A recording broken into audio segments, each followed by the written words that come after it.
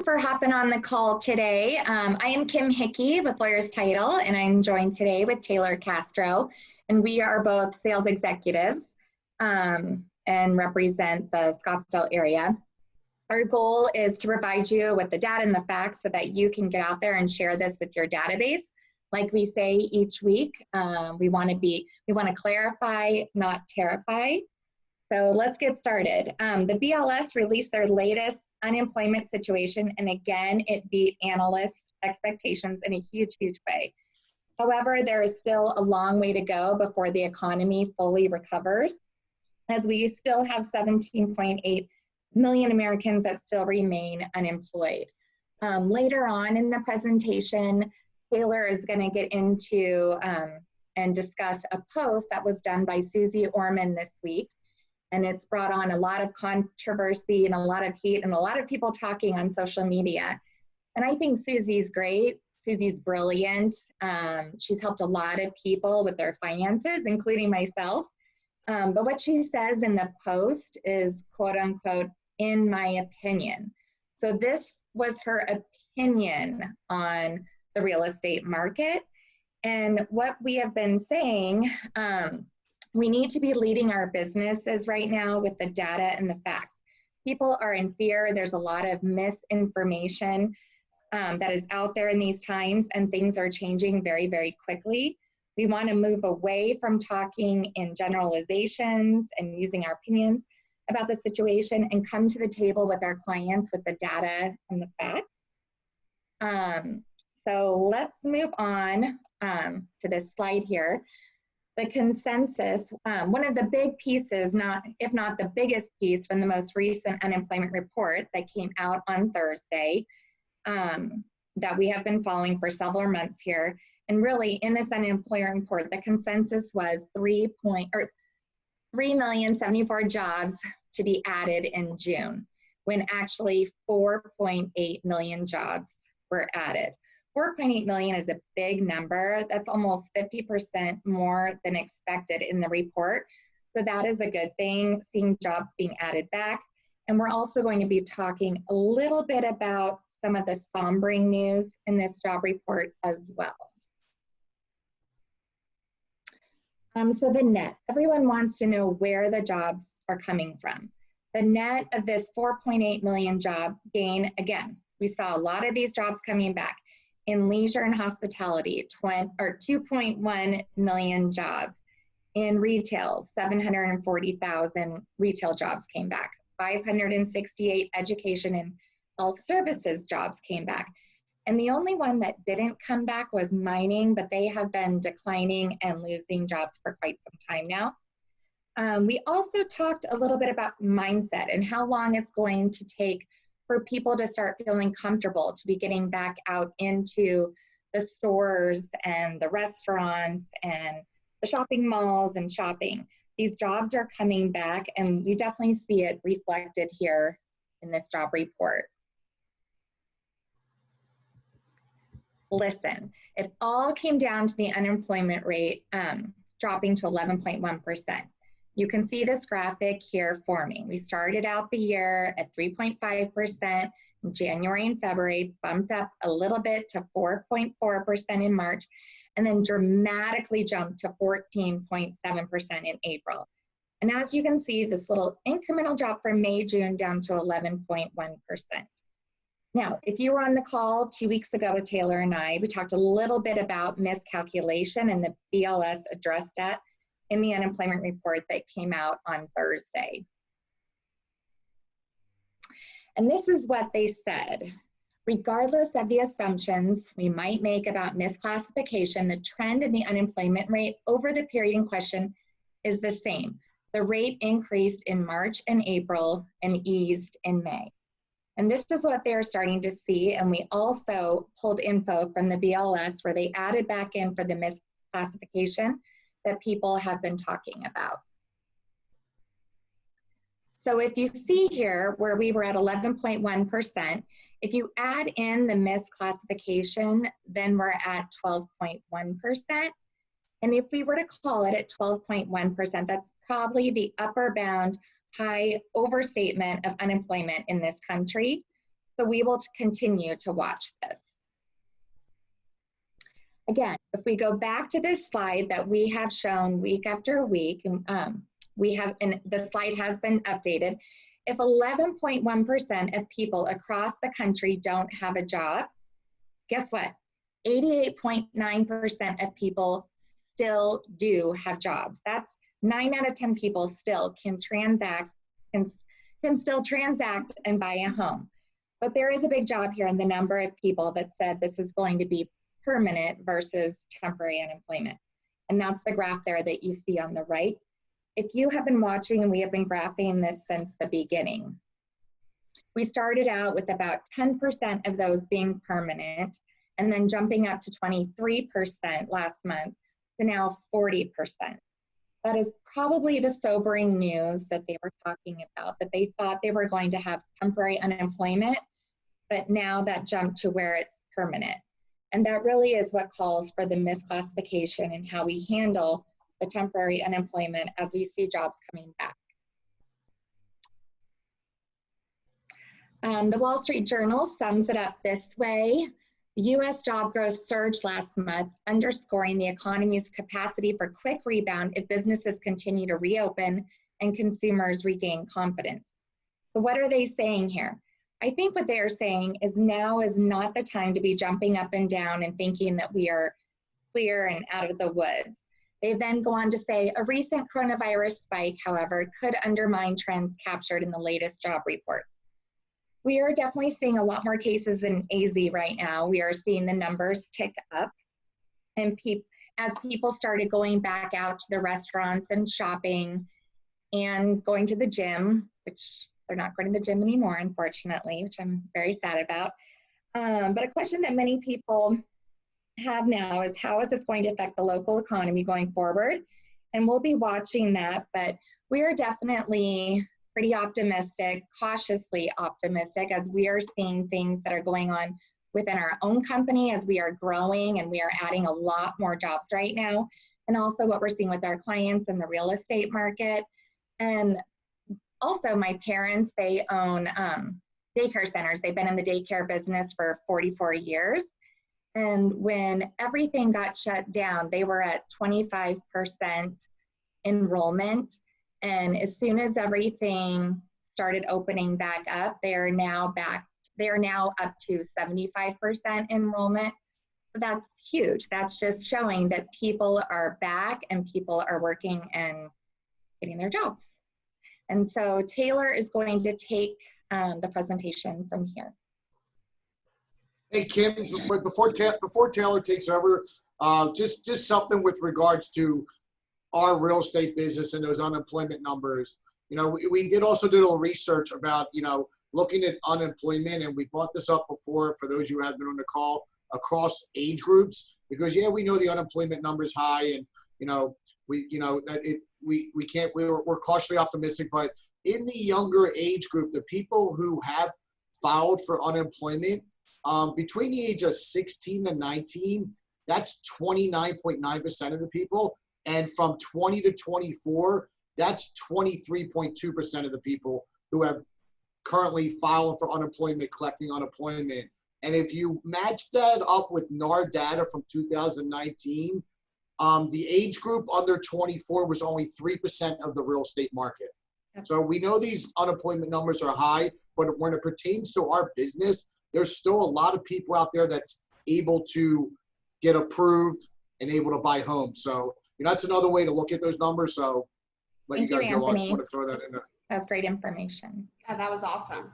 So if we look at the temporary unemployment drops, permanent job losses keep rising. A core unemployment rate jumped to 5.9% in June from 5% in May, according to the Indeed economist Jed Kloko.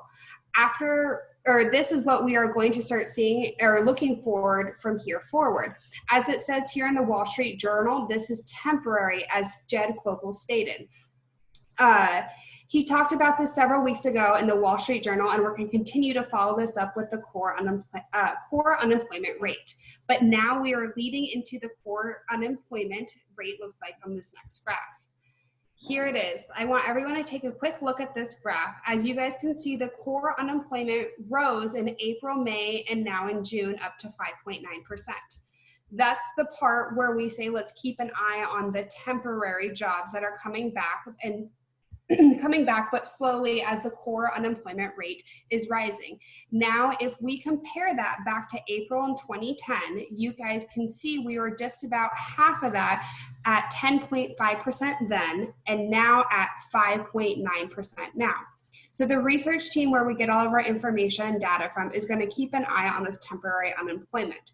But we want you guys all to remember that permanent job loss growth versus temporary has been a debate for years. I know everyone's going to keep asking the questions, and how is this going to affect the consumer confidence and business going forward? Yes, we're going to be sure to stay on top of that for you guys. But if many of you guys didn't see the post I made yesterday about the virtual selling script from Tom Ferry, that script will help you guys combat all of the COVID-related fears and questions. So in our meeting follow-up notes, as you guys, if you've joined this call before, know we send this presentation out after the call. We will be sure to add that 16-page script in there for you guys. So now going to the very controversial talked about post by Susie Orman. Here it is, guys. Susie Orman made this post on Sunday night, and I'll let you guys all take a second to read this. But as you read this, the top half of the post is the premise of, if you miss the payments, going into what we call forbearance. And I'm sure everyone is very familiar with forbearance by now. But when that runs out, the possibility of foreclosure will occur, leading into the doom and gloom of 2008 again. That's a topic. We're going to discuss it in a second, so put it on the back burner. But here's going on with what she says, here's the problem. So let's break this down. There are a few things I would like to point out on this post that's really centered behind the idea because of forbearance and having it to make up, then we'll go into foreclosure. If you've been following me and or these biweekly classes, you guys are well prepared for this conversation. And the purpose of forbearance was to help people weather the financial storm. And that is not something we had in 2008. Second, banks don't want this to happen again. They've all learned their lessons and everyone lost money before. And third, we've talked about it time again. The Phoenix metro area has large amounts of equity. So people that are homeowners are sitting on large amounts of equity. And if they are in true financial hardships, they do have the option of selling their home to cash out that equity to help relieve part of that burden.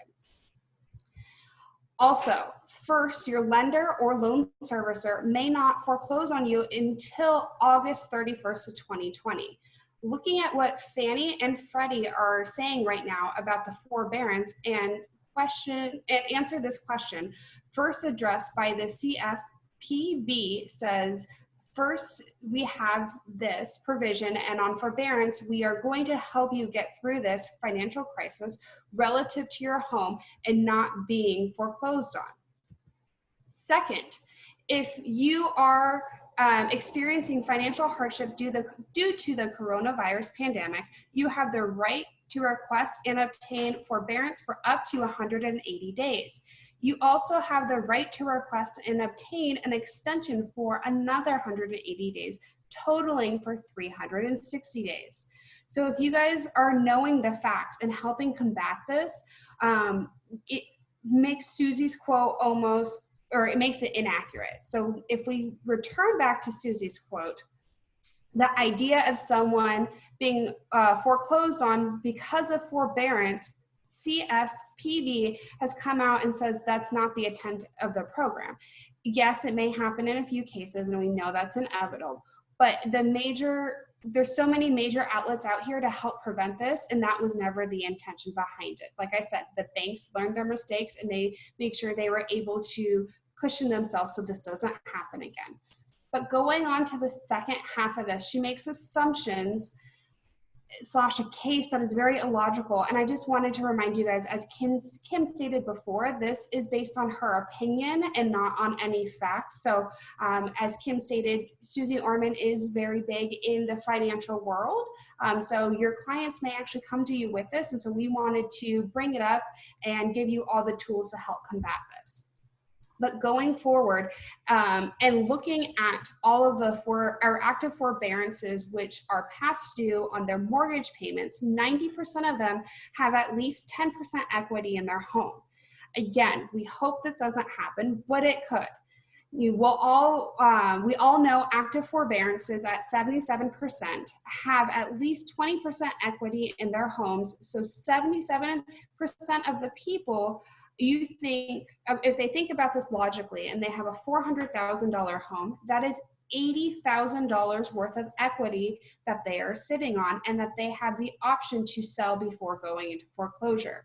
We can play this out and know that 90% have at least 10% equity in their homes. And like I said, they are able to sell their homes before going into foreclosure. And the great thing about this is these are all people willing to pay commissions, and it's a deal for you guys. The high level of equity provides options for homeowners, policymakers, mortgage investors, and servicers to help avoid the downstream foreclosure activity and default-related losses.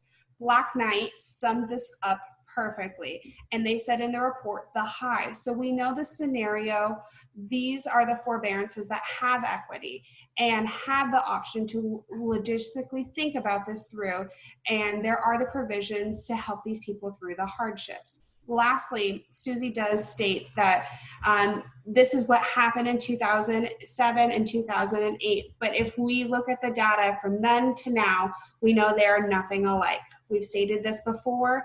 In 07 and 08, real estate caused the crash, and now no one asked for this. This is, a worldwide pandemic that no one could have predicted.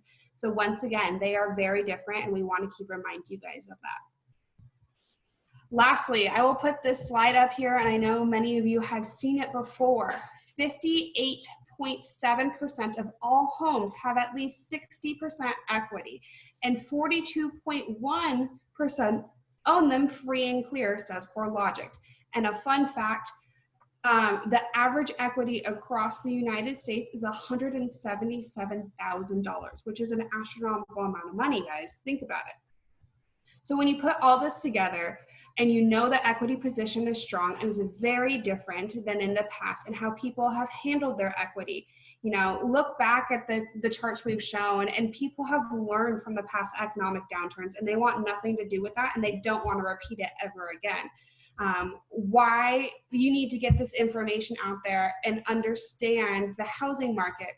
We don't want this information to die here and die in this little class. We want you guys to take it out, share it with your sphere, share it with your database, and educate them. That's only going to help them and you build the you trust you factor that will end up with a deal later on. So I know Kim and I have covered a lot of information, and we covered it fairly quickly, but we did want to leave the last few minutes for questions. And as a reminder, I know some of the information we talked about today is a little controversial and people have their different opinions. We're going off of hard data that's forming all of these statistics and graphs. If you guys have any data that is conflicting it, please send it to us. We would love to have our data analysts look it over and improve our charts if it's conflicting and needs to be changed. We're always wanting to learn, and we're always wanting to put the best information out there for you guys. So like I said, if you have any problems with it, feel free and send it to us. No offense will be taken. That's what we are here for. So if anyone has any questions, feel free to take yourselves off mute, put a question in the chat. That is what we are here for. Hey, Taylor, just to jump in real quick, because that was awesome info. And I know we're going to be on a call later on this afternoon with our people we get our data from, because I guess Susie came out with another quote, and you made a really good point. Have you been following all of us? You were prepared to answer those questions. Like we said, it's Susie's opinion, but on the downturn, we know Susie has a huge following, and people are going to listen to what she says. And that's why you need to get the data out there. And I made the post on Susie's thing when I did my video on Tuesday about the market. And then I did another follow-up on how I totally disagree with her. Yeah, it's my opinion, but I'm going to opinion with the people I follow. And I had people arguing with me that you're wrong. This is going to happen. It's going to be back to 2008 again. When we first started doing these calls, we did a presentation on the 5 reasons why this isn't 2008 again. And I'm telling you right now, we are not going to see a wave of foreclosures. People have too much equity in their homes. And then they're talking about, well, if these people lose their houses, it's going to build up the inventory, which is going to kill appreciation on their houses. No, you guys know better than me to put it down. I think we're at 1.4 months in inventory right now. During that time, when it was a downturn in 2008, the month's inventory was 8.2 months.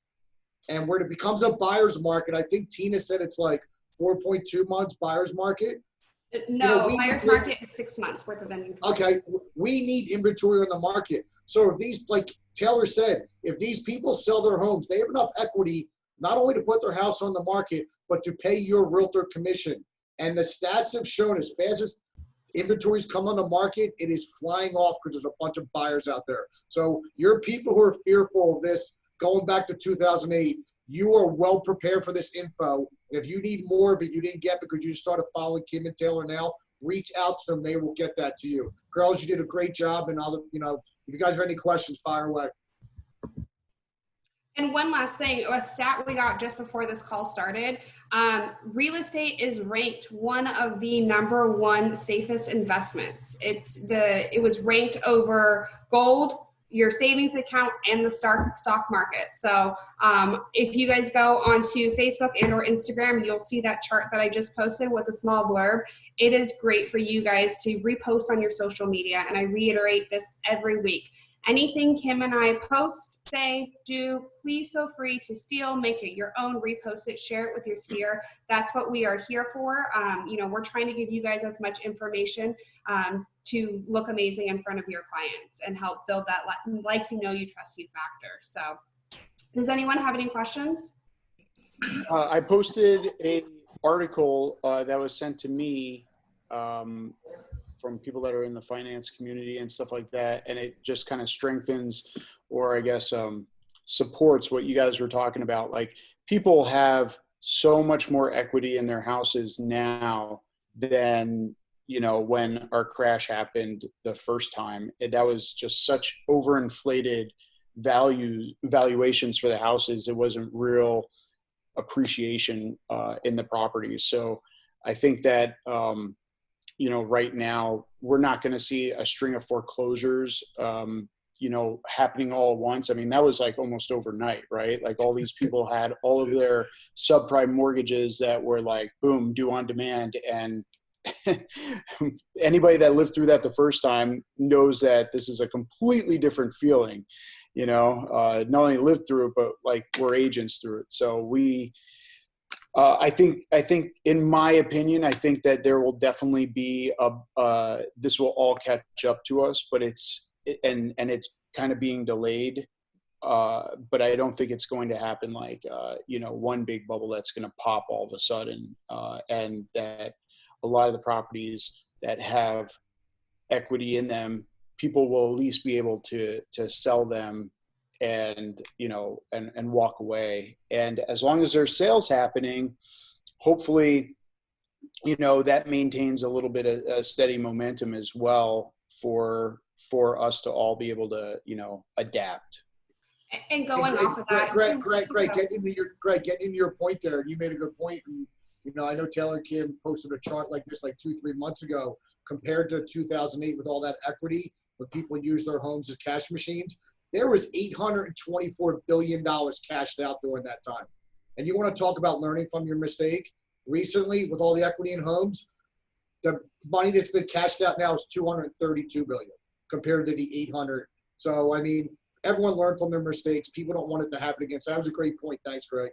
Yeah, you're welcome. And then I just wanted to reiterate, we posted a few weeks ago also that every time there's one home sale in the state of Arizona, $89,000 goes back into our local economy. So that money is also going to be help keeping everyone afloat. That money goes from lender fees, escrow fees, agents commissions, but then you can think about the people that want to possibly landscape or pool companies or painting and blinds. And so for every one sale, that is crazy to think about. On average, $89,000 goes back into the local economy. And that's also going to keep help keep us afloat too. Yeah, and there's a lot of buyers coming from California and more expensive places. Arizona has always been a very affordable place when you look at other bigger cities, and we've talked about that. You know, and Tina has talked about that. And I mean, I'm getting multiple offers on properties from buyers that are in California, and you know, it's just like a deal and a half for them to come out here. And I think that that's going to continue to keep pushing our market a little bit higher and higher. It's kind of scary how fast it's moving right now, and it always has. So well, it's also because of supply and demand. Yeah, just so the little inventory supply. is so tight right now, and we need more listings. Yep. And that's just that whole supply demand factor. Hey, During the pandemic, there was like that short, like what, couple of weeks where it gave buyers just a fighting chance to, you know, get out there. And yeah, it only took a global pandemic to do that. So yeah, and you were talking about people moving from California. I mean, you can find out. I know Kim and Taylor can maybe pull that data for you of where people are moving from California to here. And if I was you guys, I'd be reaching out to agents in those areas and making them your big referral partners. Hey, let's be reciprocal referrals here. If you have somebody who you know is moving to California, you know, moving from California to here, I'm your person, and here's why. And it's going to be reciprocal if I know people the same way. So that's easy referral business right there with those agents in California, with all those people moving. absolutely. And it's a great time to take advantage of that because everyone is, you know, socially distancing and learning how to network and work in a new way. So a lot of people are doing online networking and, you know, LinkedIn, Facebook. So, and that's free for you guys. So that's another channel business that you guys could put into play. Hey, Taylor. Yes. So I had actually two questions. You said you were getting your data from your research team. Can I ask who your research team is? Like where you're getting the data from? Of course. So they are, and Anthony can help me answer this question, but it's going to be some of the Tom Ferry researchers, the Keeping Current Matters, and the Anthony, what's the third name I'm missing right now? Well, no, we get a lot of our data from David Childress and Steve Harney. There you go. They've been pretty spot on things, and they're always willing. We have a good relationship with them now. They're really good partners. You know, I'm a Tom Ferry coach, and that's how I got introduced to these guys. And they've been pretty spot on things, and they're more than willing to admit when they're wrong on things. They say that, hey, we're not always right, but we're following the trends and data of the top 5 economists and financial institutions who are making these predictions, and they're always have their connections. And like Taylor said earlier, hey, if you have some data that's going to contradict this one, they're more than happy to say, send it to us. We will look at it, analyze it, and send you back our response. So, yeah, I'm not arguing any of the data. I'm just trying to follow it. So It's called Keeping Current Matters, and it's David Childress and Steve Harney, and they're pretty spot on. Excellent. And the other thing I wanted to add on was what Greg and you, Anthony, were talking about. I deal with a lot of people I'm from Illinois, so I deal with a lot of people coming from Illinois and California. And yeah, I think if we see the foreclosures starting to happen in August, or not even August, in September and October, that's when the weather cools down and we get our snowbirds starting to come here. I think we're not going to have a problem buying or selling, I should say, we're not going to have a problem finding buyers or sellers. No. Yeah, so those houses aren't going to sit where you're going to get up to that inventory, where and prices aren't going to appreciate. Our top analysts, they did a projection of, home appreciation in the next 2-3 years, and, about 80% of them all had green. It's not going to go, like someone sent me an article last week, oh, we're going to lose. Arizona's going to be minus 6.5% home appreciation in 2021. And I bet him, I said, listen, I'm just going out on a limb here. I'll bet you a steak 44 dinner, unlimited what you want to do. Yeah. And he's like, no, I don't want to do that bet. I'm like, okay, well, it's, hey, if you're going to post the data, back it up. You know, Exactly. I know it. So that's one of those things where that's where the false information comes out. So that's a good point, Patrick.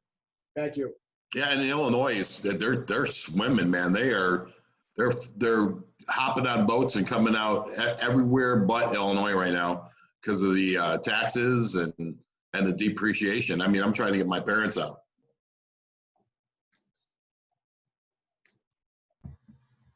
All right. Anybody else? So I'll do some research on this, but one thing that I would expect that, because I always look at what's sustainable, right? You know, like, can we continue to sustain these numbers? I mean, for the longest time, we have just been in such a seller's market, and the inventory has been so low, and it you know, to get any sort of a blip on the screen for us, it took such a big thing. But there's, you know, so many other things at play in the economies and whatnot. And I'll have to do more research on this statement, but I expect that if any foreclosures are really going to happen, that it's going to start after the first of the year, because of the fact that anybody that was given any sort of forbearance on their stuff, and if it was up to a year, then that would come up into next year. And I believe that what Fannie Mae and Freddie Mac are not going to be under the same guidance rules that they are under now, because their original agreement that they had to make actually expires like January or February next year. So with them not being patrolled and policed by the government in the same way, I would expect that that's when we'll start to see more foreclosures, you know? Yeah. I mean, we'll see what happens. I mean, none of us have a crystal ball either. And, you know, who even knows if we'll have this second wave that they're predicting in October, and how we'll recover from that too. Mm-hmm. So, and who knows if there'll be, because initially at the start of this, the government implemented quite a bit of relief into the real estate market, because they were leaning heavily on us to help pull us out and help the economy a lot. So who knows if we go into that second turn of things, and if there's more government stimulus of some sort back into the real estate market or not, and, you know, that'll take a huge depiction on how things play out also. So. Yeah, and that's why it's so important to just stay on top of all of the changes that are happening, because we don't have a crystal ball and we can't predict. So yeah, but any other questions or comments? All right. Well, with that being said, guys, if you are not following Kim and I on social media, please do so. It's free resources for you guys. And that's what we're here for. Like I said, we're trying to post stuff on a daily basis, and not all of it makes it into our presentation, because we'd like to keep these bi-weekly presentations at 30 minutes. So that way they're short, sweet, and to the point.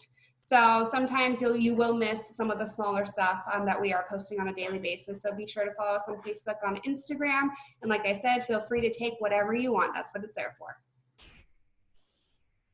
All right, well, everyone, I hope you have a great day, and we will see you in 2 weeks. Bye. Bye.